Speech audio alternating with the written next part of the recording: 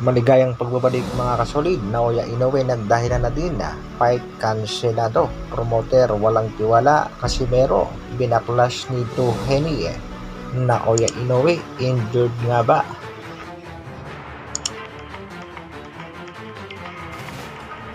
Para sa ating unang balita mga kasolid, sigalot sa pagitan ni Ryan Garcia at Oscar De La Hoya. Tinuldo ka na nga mga kasolid. Nagsalita na nga ang presidente ng Golden Boy Promotion. Ito nga ang kanyang naging pahayag mga kasolid.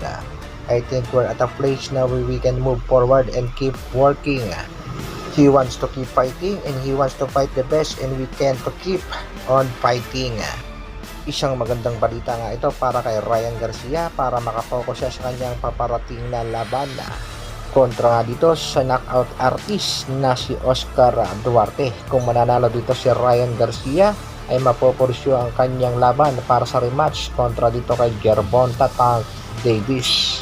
Kaya naman good luck kay Ryan Garcia. Samantala TJ Doheny, dahil nga sa napakagandang performance kontra sa isang undefeated fighter, ay nakakuha nga ng slot itong si Doheny sa Ring Magazine. Ito nga pala ang latest update ng ranking. Number 1 Naoya Inoue, pumapangalawa si Marlon The Nightmare Tapales, nasa pangatlong pwesto pa rin itong si Stephen Fulton.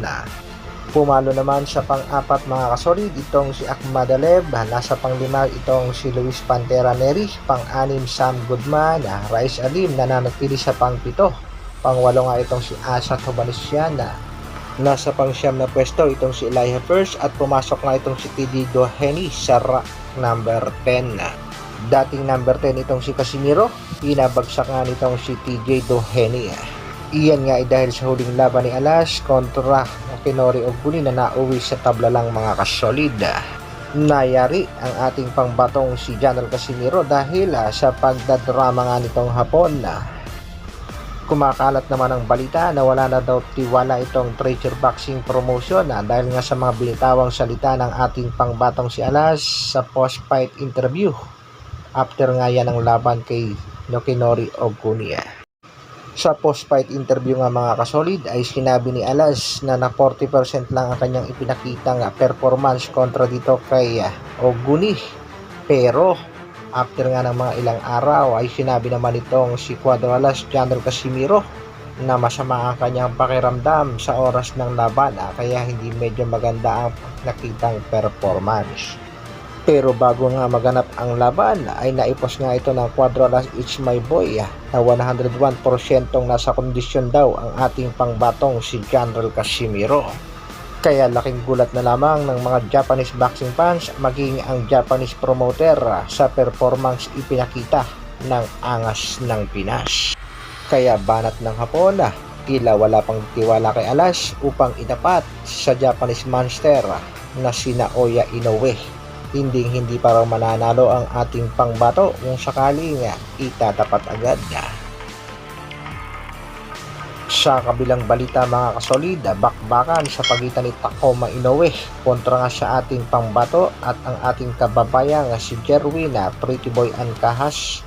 Matatanda natin kansilado nga yan sa kadahilan nga nagdrama rin itong si Takuma Inoue.